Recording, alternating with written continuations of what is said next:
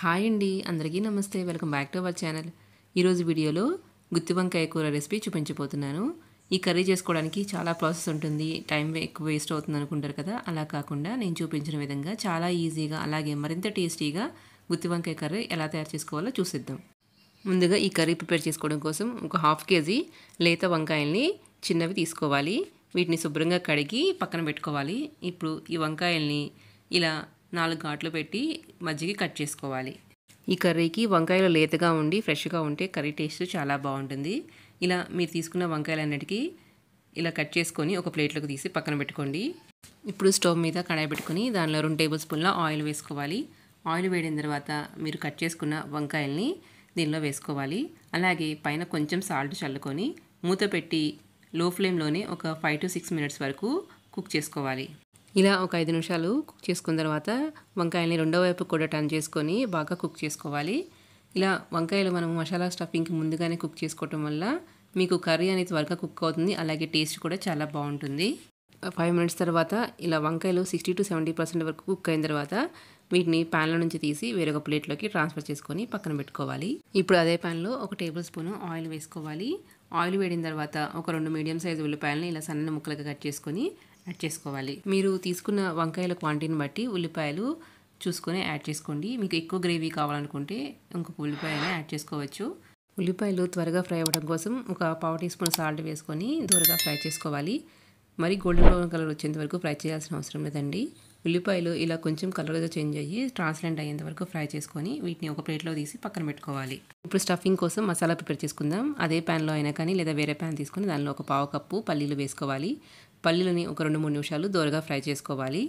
ఇప్పుడు పల్లీలు దోరగా ఫ్రై అయిన తర్వాత 1 ఇంచు దాల్చిన చెక్క, 2 లవంగాలు, అలాగే 1 టీ స్పూన్ జీలకర్ర, 2 టీ స్పూన్ల నువ్వులు వేసుకొని ఫ్రై చేసుకోవాలి. వీటన్నిటిని ఇలా లో ఫ్లేమ్లోనే నిదానంగా ఫ్రై చేసుకున్న తర్వాత దీనిలోనే ఒక పావు కప్పు ఎండు కొబ్బరి ముక్కలు కూడా వేసుకొని ఫ్రై చేసుకోవాలి. మీరు ఈ టైంలోనే ఒక 2 టీ స్పూన్ల ధనియాలు కూడా వేసుకొని ఫ్రై చేసుకోవచ్చు. నేను ధనియాల పొడి యూజ్ చేస్తున్నా కాబట్టి ఇప్పుడు వేయటం లేదు. ఇవన్నీ చల్లారిన తర్వాత ఒక మిక్సర్ జార్లోకి ట్రాన్స్ఫర్ చేసుకోవాలి. ఇప్పుడు దీనిలోని 3 వెల్లుల్లి రెబ్బలు, 1 ఇంచి అల్లం ముక్క వేసుకోవాలి. అలాగే మనం వేయించి పెట్టుకున్న ఎండు కొబ్బరి అలాగే పల్లీల మిక్చర్ని వేసుకొని ముందు కోర్సుగా గ్రైండ్ చేసుకోవాలి. మీరు లంచ్ బాక్స్కి రెసిపీ తయారు చేసుకోవాలనుకుంటే ముందు రోజు ఈవినింగే ఈ మసాలా పేస్ట్ రెడీ చేసుకుని ఫ్రిడ్జ్లో పెట్టుకొని నెక్స్ట్ డే ప్రిపేర్ చేసుకోవచ్చు.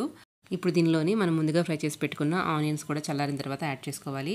అలాగే ఒక పావు కప్పు కొత్తిమీర కూడా యాడ్ చేసుకొని ఒక పావు కప్పు పెరుగును కూడా యాడ్ చేసుకోవాలి. కొంచెం పసుపు వేసుకొని అలాగే ఒక 2 టీ స్పూన్ల కారం కూడా యాడ్ చేసుకోవాలి. రుచికి సరిపడినంత సాల్ట్ కూడా వేసుకొని అవసరమైతే కొంచెం వాటర్ యాడ్ చేసుకొని ఇలా మెత్తని పేస్ట్ లాగా గ్రైండ్ చేసుకోవాలి. ఇప్పుడు ఒకసారి ఉప్పు కారం సరిపోయిందో లేదో చెక్ చేసుకొని చాలేదనిపిస్తే ఉప్పు యాడ్ చేసుకోండి.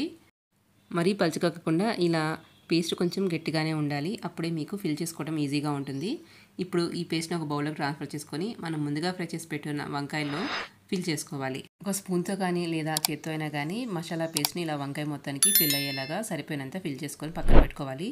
మీరు ఈ మసాలా పేస్ట్తో గుత్తి దొండకాయ చేసుకోవచ్చు, అలాగే కాకరకాయ కూడా చేసుకోవచ్చు.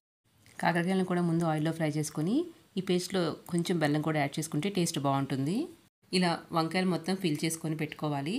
ఇప్పుడు స్టవ్ మీద ఒక ప్యాన్ పెట్టుకొని దానిలో 2 టేబుల్ స్పూన్ల ఆయిల్ యాడ్ చేసుకోవాలి. ఆయిల్ వేడిన తర్వాత జీలకర్ర, ఆవాలు, కరివేపాకు వేసుకొని ఫ్రై చేసుకోవాలి. ఇప్పుడు తాలింపు ఫ్రై అయిన తర్వాత మనము గ్రైండ్ చేసి పెట్టుకున్న పేస్ట్ ఉంటుంది కదా, అది కూడా యాడ్ చేసుకోవాలి. ఇప్పుడు దీనిలోనే గ్రేవీకి సరిపడినన్ని వాటర్ని కూడా యాడ్ చేసుకొని ఒక 5 to 6 మినిట్స్ వరకు లో ఫ్లేమ్లోనే కలుపుకుంటూ అడగంటకుండా కుక్ చేసుకోవాలి. ఇలా ఒక 5 to 6 మినిట్స్ కుక్ చేసుకున్న తర్వాత మనము స్టఫ్ చేసి పెట్టుకున్న వంకాయల్ని కూడా యాడ్ చేసుకోవాలి. ఇలా వంకాయలు మొత్తం యాడ్ చేసుకున్న తర్వాత మీకు గ్రేవీ కొంచెం పలుచగా కావాలనిపిస్తే ఇంకొంచెం వాటర్ యాడ్ చేసుకొని మూత పెట్టుకొని లో ఫ్లేమ్లో కుక్ చేసుకోవాలి.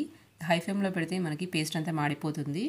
ఇలా ఒక 3 to 4 మినిట్స్ కుక్ అయిన తర్వాత రెండో వైపు కూడా టర్న్ చేసుకొని మూత పెట్టి ఇంకొక 3-4 మినిట్స్ కుక్ చేసుకోవాలి.